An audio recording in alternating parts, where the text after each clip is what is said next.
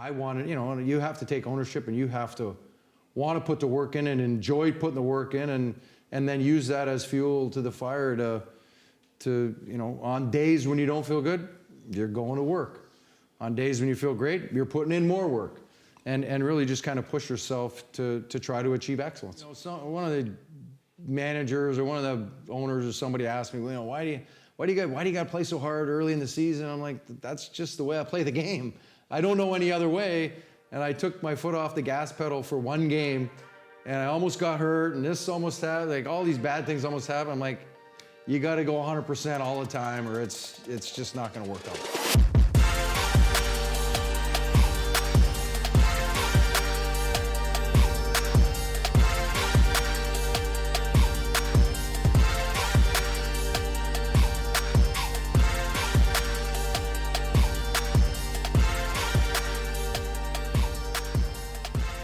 Welcome back to another episode of The Burn. I am Ben Newman, and you know how we do this every single week. Now, this week's different. We're in person, which I prefer. We've had so much Zoom lately, but it's great to be in person. But every week, we're going to bring you stories of athletes, entertainers, celebrities, entrepreneurs, talking about that burn, that underlying fire that ignites their why and their purpose, that then causes them to be disciplined in the action that it takes to be their best.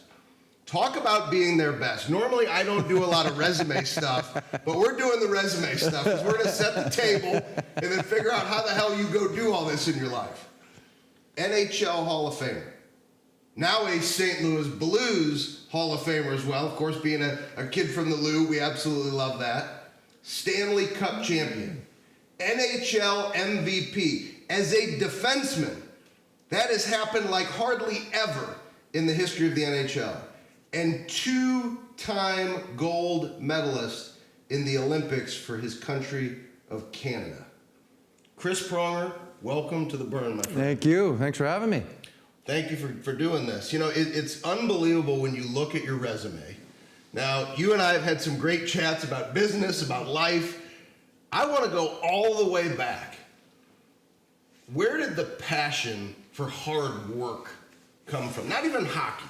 Where did the passion, the burn to work come from? That's a great question. I don't know if anybody's ever asked me that. I think it's just been ingrained in me. Seeing my parents work hard, trying to keep up with the older kids. My brother's 2 years older, so, as a young kid playing hockey, playing sports, life in general, being competitive, you're always trying to keep up and as a youngster, you need to put in more effort and more work than they do typically. And, watching my grandparents work, my parents work, really just taking the cue from them and having that inner drive to want to be the best, you got to put in the work. And I learned early on to keep up with those older kids, I needed to put the time and effort into learning how to skate if we were playing hockey or shooting the puck. Whether I was playing baseball, pitching, or hitting, golfing, practice, as we all know. Practice makes perfect in golf, or quasi-perfect. So it really just putting in the reps, putting in the workload, and trying to improve your craft, whatever that is. And then when did the passion specifically for hockey, when did you really realize there was a fire and passion for the game of hockey? I always loved playing the game. I didn't really know if it was going to take me anywhere. I'm from a small town in the middle of nowhere, Canada. At that point, there was no internet, no nothing, so you really didn't know what anybody was doing. Or, I was reading the Hockey Digest once a week and got a quasi-view of maybe the world of hockey, but that's about it. Until I went away and played on a few travel teams and went down into the Greater Toronto area and got to play against some of Canada's so-called best to really kind of see where you fit in and how your skills compare. Once I did that, I was like, okay, these guys aren't that good. They're always held to this standard of, oh, well, they're from Toronto, they must be good. And when you're from a small town, you're thinking, wow, there's nobody around here who's going to be good enough to play down there. So did that light a fire for you? Almost like, it does, yeah. Watch me take it to you. You have a chip on your shoulder. I got cut from a team early on. I didn't put in the necessary work. I didn't There was some politics involved, but I didn't put in the work. And I think I was 15 at the time. And it was eye-opening on a number of fronts. And it was really more, okay, well, don't give them that opportunity next. Make sure you're in the best shape possible. Make sure you're as prepared as possible. And as we know with failure, once you feel that once, you don't want to feel it again, and you want to feel success, and you want to feel the euphoria of competition and winning.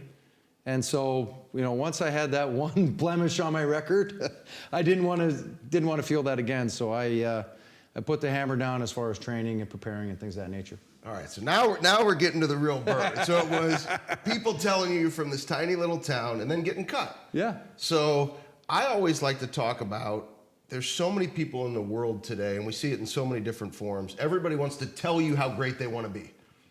But then the action really tells the story.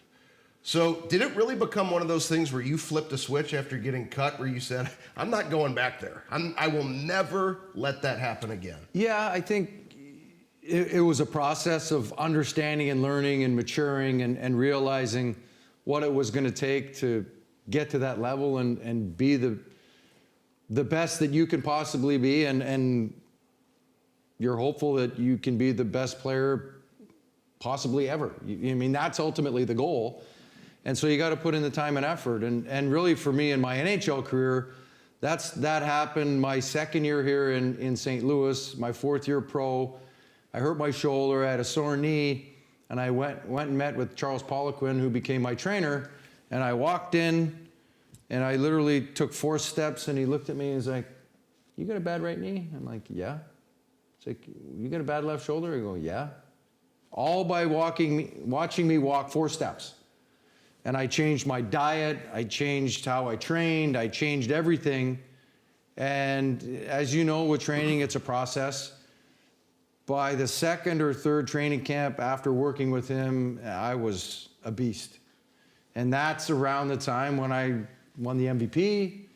And my career kind of really started to take off, and the potential and the, what can this kid possibly be started to come to fruition, and I started to become the player that Mike Keenan saw when he traded for me here in St. Louis, and then ultimately what I wanted. You have to take ownership, and you have to want to put the work in and enjoy putting the work in, and then use that as fuel to the fire to on days when you don't feel good, you're going to work.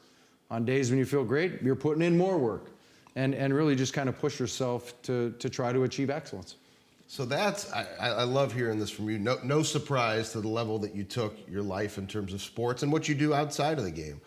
I always talk about no seduction of success.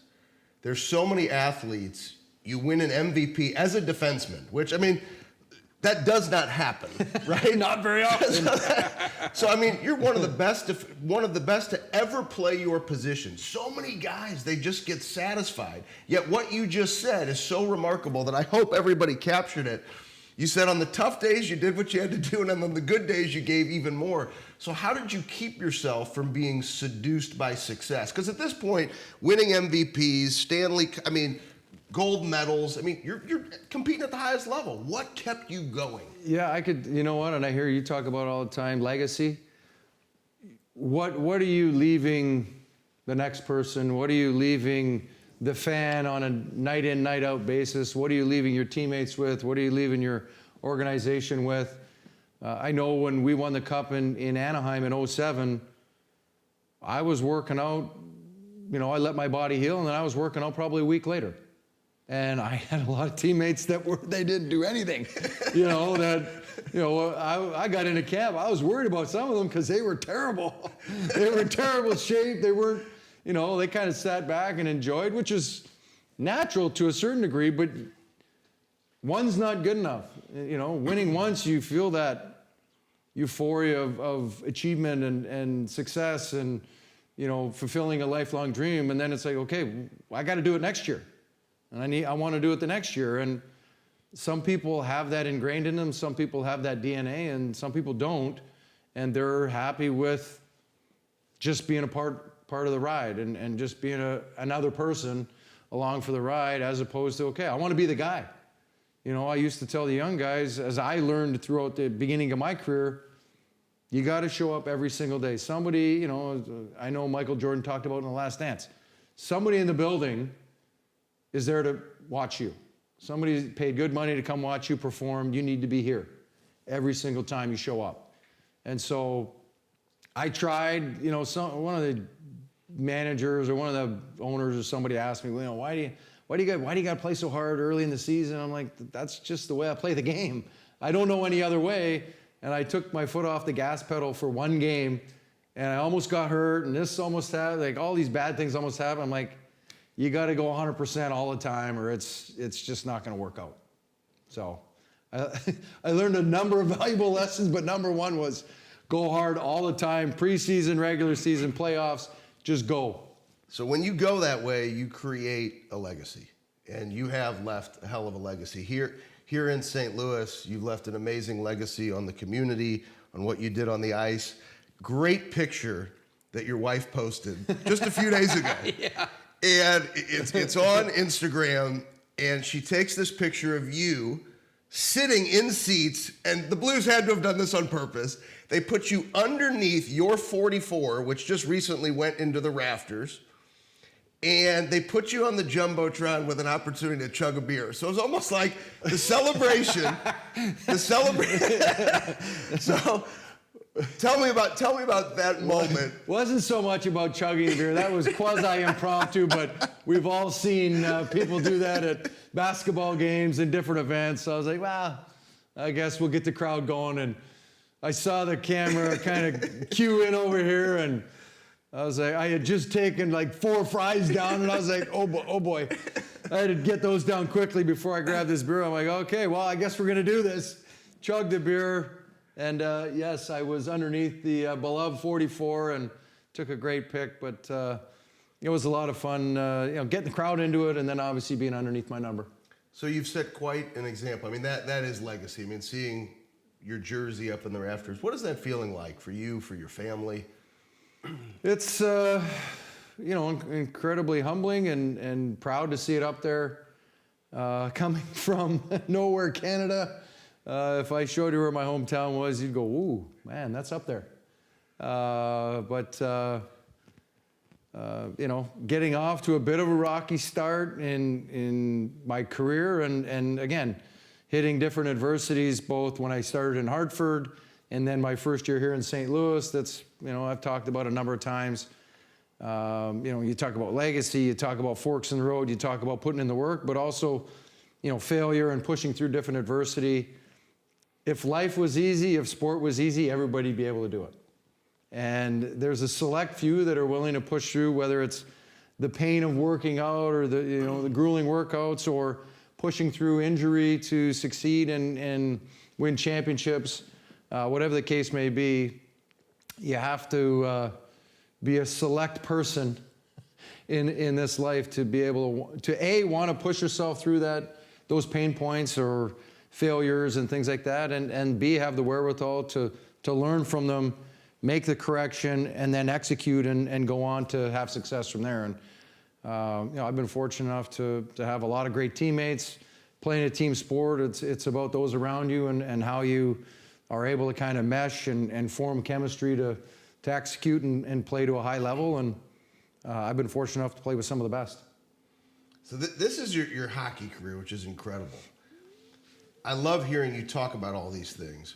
I'm actually going to share something with everybody which many people may not know, which is when I realized, in my opinion, observing, watching you as a player, now being a friend, how you show up in life, when I was like, this is why the guy was the Hall of Famer. So Lauren and Chris have an amazing company called Well Inspired Travel, and you book really amazing experiences. So after you and I had lunch last year, I said, I want to plan this trip for Amy, and we want to go someplace special, and we were celebrating big, and you said, I got you. And you set us up with Amin Yara down in Turks and Caicos, absolutely beautiful property. And then I had told you, I said, we've rented boats in the past. We got to get a boat. You're like, I got you. We'll get you a boat. So we arranged the boat. We're coming home from our first night.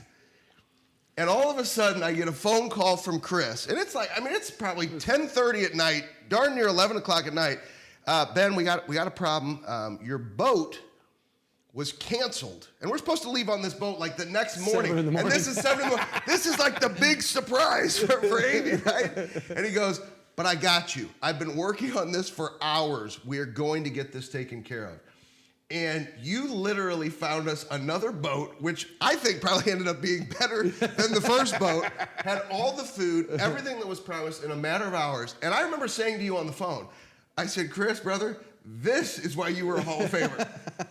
Because so many people don't realize, like in life, when you do something, go do it right.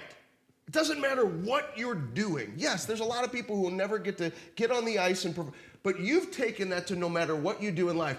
And I remember after I said that to you, I hung up the phone. I said to Amy again, I'm like, this is unbelievable. I said, Chris did not have to do this. He could have literally been like, brother, no boat.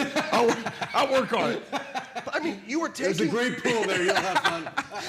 You took time away from your family. So, I mean, what is it in you, right? Because that to me, that's the real legacy that your kids are going to realize. When my dad does something, he's going all in. Yeah, I learned early on you can't just put a big toe in. You're either jumping all in and pushing all your chips in, or you're taking them all out and you're not doing it. If it's not done to 100% of your ability and to the best possible way that you can do it and you can imagine it, then I don't want to do it. I don't want to be a part of it. And I think early on when Lauren and I were talking about this business and talking about doing it, that was the vision and that was the goal and mindset was to, if you're going to run a company and you're going to run a business, essentially you're available 24/7 and you're making sure that the experiences that you're providing to your customers and clients are set up and managed and walked all the way through to the finish line so that they have the types of experiences that they're asking for and frankly you're telling them they're going to get. So thank you. But I think for me and for Lauren, it's just a matter of that's the customer service that we tell you we're going to provide, and we provide it. Well, Amy and I appreciate it, and you've already created more memories for us that are right in front of us, so I can't wait for those, and hopefully you'll be enjoying your evening, and I'll be texting you going, it's all smooth. It's all smooth. Just got here. Final question. We got to tease. I'm so grateful that you're going to be part of the Mental Toughness Forum that we're going to do from August 2nd through the 6th with champions like you in life, individuals who have performed at the highest level, talking about the importance of mental toughness. I just want a little teaser because people are going to have to join us for this big event. But you are known as one of the toughest guys to ever get on the ice, right? So physical. So we know you had the physical toughness. How important is mental toughness? Huge, especially in a physical sport like hockey is. Whether it's the bumps and bruises, the ups and downs of a long season, the wins, the losses, playing through pain, playing through injury, playing through difficult circumstances, whether it be with fans, with what's going on in your personal life, and being able to block that out and just showing up and the 3 hours you're at the rink, that's your solace, that's you're kind of blocking everything out. You're just immersed in playing the game and that's it. And I was able to, create those boundaries when I'm at the rink and when I'm playing. Everything else that's going on around me, it could be all falling apart, but when I'm at the rink, I'm there focused on that. Everything else is blocked out. I'm not thinking about anything else. I'm solely focused on the guy I'm lined up against. Who do I need to shut down? What from the video have I noticed that I need to implement right now? What did I just see in previous plays? Always kind of scanning to see is anything different? Is the other team doing anything different that I need to adjust my focus and adjust the way that I'm going to play them? And really just staying in the moment and staying focused on the task at hand and not really worrying about things that are out of your control that can be dealt with 3 or 4 hours later, what have you, that, health issues, whatever it is. I learned that early on in my junior career and then was able to kind of add that as I went through the early parts of my NHL career and getting booed in Hartford, getting booed in St. Louis, the difficult circumstances that began my career, and to use that as a chance to strengthen my my moxie, if you will, and apply that to the rest of my career and going through difficult injuries, difficult inflection points in a season when you've got, whether it's injuries, losing situations, and you're trying to figure out where are we, and just realize it's 100%, and try to rally the troops, get everybody on board, and get the ship going in the right direction again. I appreciate how you show up in life. Thank you. It's awesome. It's such an example of what it means to attack, and I just want to share a couple things that I've pulled, because I hope you were paying attention the way that I was paying attention. I always believe that it's the details where you'll find your edge. And if you pay attention to so many of Chris's answers throughout this burn episode, you'll realize that he had belief in himself at an early age, right? Knew that burn, that competitive spirit. When I fail, I'm going to get back up and attack things differently. All the way down to, how about walking into the doctor's office, the doctor sees him, he adjusts how he eats. He's going to adjust his nutrition. He's going to adjust how he trains. Then if you just heard in his answer, he talked about breaking down game film. What I see on film, I then have to make my adjustments on the ice. And then you talk about finding that solace, that 3 hours when you're on the ice. So just because you may not be in the NHL, just because you may not be competing as a professional athlete, I know that if you connect to your burn and you find your edge in every little detail the way that Chris has, you can attack life and achieve at your highest possible level. It may not be gold medals, may not be Stanley Cups, may not be a Hall of Fame, but go win whatever your Stanley Cup is in your life and your gold medals, and you go become a Hall of Famer at whatever it is that you do, what you do in your life. So Chris, I appreciate you, brother. Thank you, sir. Thanks for coming on The Burn. Thank you.